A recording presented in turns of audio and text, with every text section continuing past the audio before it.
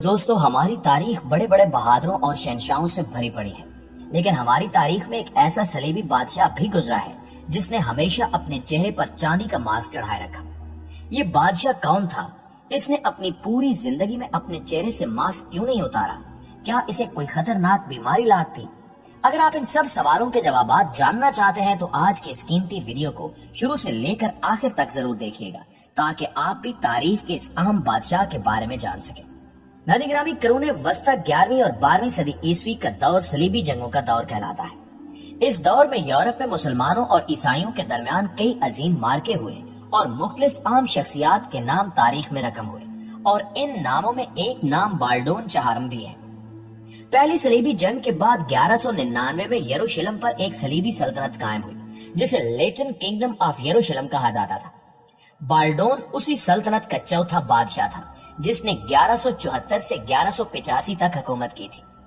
تاریخ میں ملتا ہے کہ بالڈون بچپن میں بہت شرارتی اور لڑاکا تھا، اور ایک دن جب یہ 9 سال کا تھا تو ایک لڑائی کے دوران اس کے دائیں بازو پر چوٹ لگ گئی جس سے خون بہنے لگا۔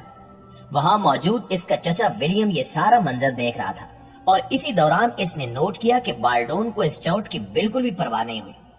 اس صورتحال کو دیکھتے ہوئے اس کے چچا کو شک ہوا کہ شہزادہ کوڑ کے مرض میں مبتلا ہے، لہٰذا اس شک کو مد نظر رکھتے ہوئے شاہی طبیبوں سے شہزادے کا علاج کروایا گیا، لیکن کوئی خاطر خواہ افاقہ نہ ہوا اور شہزادے کی حالت دن بدن بگڑنے لگی۔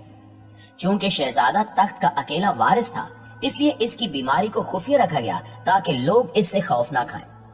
تاریخ بتاتی ہے کہ 1174 میں شہزادے کا باپ اچانک موت کے منہ میں چلا گیا، اور اس طرح شہزادہ بالڈون 13 سال کی عمر میں ہی مسیحی سلطنت کا بادشاہ بن گیا۔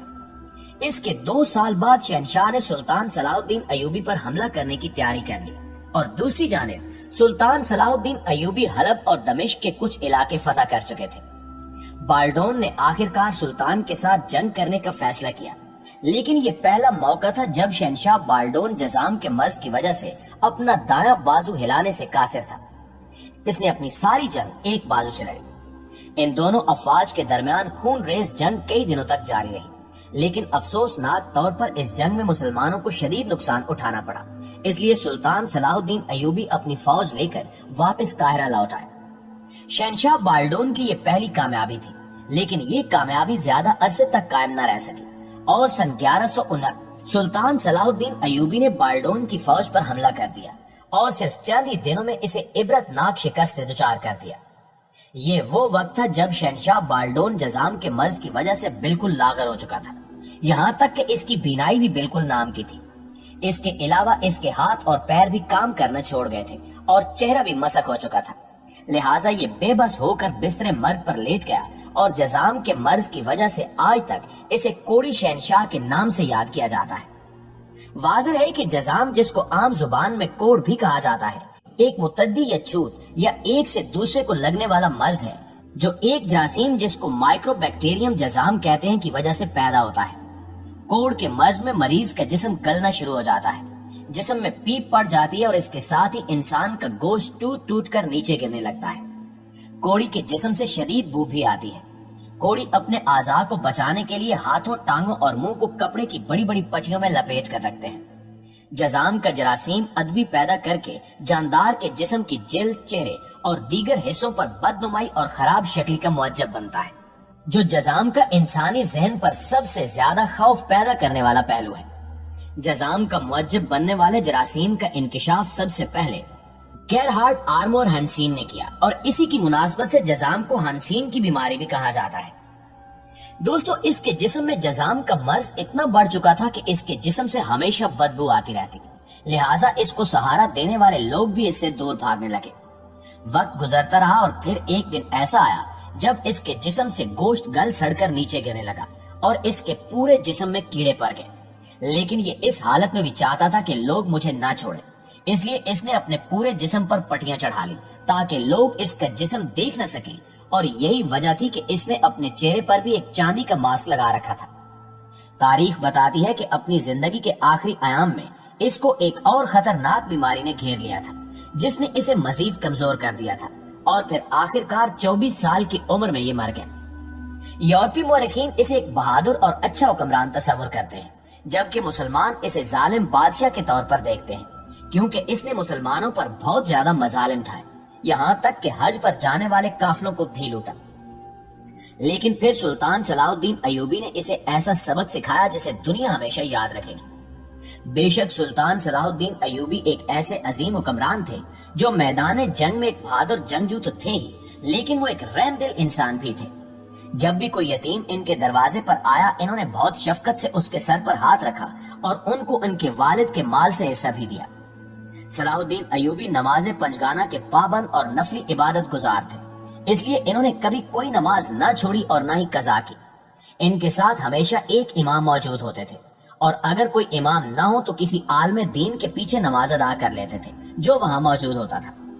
ایک عظیم حکمران بننے کے لیے ایک انسان کو ہمت والا، اصولوں کا پابند، مضبوط ارادوں والا، مگر انصاف اور رحم کرنے والا ہونا چاہیے۔ سلطان صلاح الدین ایوبی ہر پیر اور جمعرات کو ایک خاص اجلاس منعقد کرتے تھے، جس میں بیٹھ کر عوام کی فریاد اور تکالیف سنی جاتی تھی، اور اس محفل میں قانون دان، قاضی صاحبان اور عالم دین بھی شرکت کرتے تھے۔ صلاح الدین نے اپنی زندگی میں کبھی کسی کی مدد کرنے میں کوئی کوتاہی نہیں برتی۔ انہوں نے ساری زندگی جو کچھ کمایا اس کا بیشتر حصہ صدقہ و خیرات میں خرچ کر دیا، اور کبھی وہ اتنی دولت جمع ہی نہ کر پائے کہ وہ زکوٰۃ ادا کرتے۔ فاتح قدس سلطان صلاح الدین ایوبی نے 100 سے زائد جنگیں لڑی اور اسلامی سلطنت کو طویل عرصے تک صلیبیوں سے محفوظ کر دیا۔ وہ سادہ مزاج سلطان تھے جنہوں نے اپنے پیچھے کوئی مال نہ چھوڑا، یہاں تک کہ ان کی جمع پونجی صرف 57 دینار تھے۔ یہی وجہ ہے کہ انگریز مورخ بھی سلطان صلاح الدین ایوبی کی سادگی اور اعلیٰ ظرف ہونے کا اعتراف کرتے تھے۔ ان پر لکھی گئی بے شمار کتابوں میں یہ لکھا ہے کہ وہ سچے عاشق رسول صلی اللہ علیہ وآلہ وسلم تھے اور درود شریف کثرت سے پڑھتے تھے۔ سرکار مدینہ سے ان کی والہانہ محبت اور احترام کا ایک واقعہ فاتح القدس میں تحریر ہے۔ ایک دفعہ حاکم مدینہ نے سلطان صلاح الدین ایوبی کو ایک تحفہ بھیجا۔ لانے والے نے کہا کہ اے سلطان، حاکم مدینہ نے آپ کے لیے ایک ایسا خاص تحفہ بھیجا ہے جو آج تک شاید آپ کو کسی نے نہ دیا ہو۔ سلطان نے جب اس تحفے کے لحاف کو کھولا تو اس میں کھجور کے پتوں کا بنا ہوا ایک پنکھا تھا۔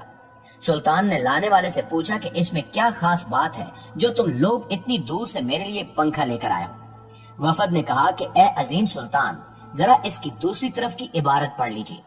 سلطان نے پنکھے کو جب دوسری طرف الٹا تو اس پر لکھا تھا کہ یہ پنکھا حاکم مدینہ کی طرف سے سلطان کے لیے ایک خاص تحفہ ہے جو کہ اس کھجور کے پتوں سے بنایا گیا ہے جو بالکل نبی اکرم صلی اللہ علیہ وآلہ وسلم کے روضہ انور کے ساتھ متصل ہے۔ سلطان نے جب یہ پڑھا تو اس کی آنکھوں میں آنسو جاری ہو گئے اور پنکھے کو چوم کر اپنے سر پر رکھا اور درود پڑھ کر کہنے لگا، واقعی اس سے پہلے آج تک کسی نے مجھے ایسا تحفہ نہیں دیا۔ جی تو معزز ساتھیو، یہ تھی ہماری آج کی ویڈیو۔ اس حوالے سے آپ دوستوں کی رائے کیا کہتی ہے کمنٹ کر کے ہمیں ضرور بتائیے گا۔ انشاءاللہ آپ سے ملاقات ہوتی ہے اگلی ویڈیو میں، تب تک اپنا اور اپنے پیاروں کا ڈھیر سارا خیال رکھیے۔ اللہ نے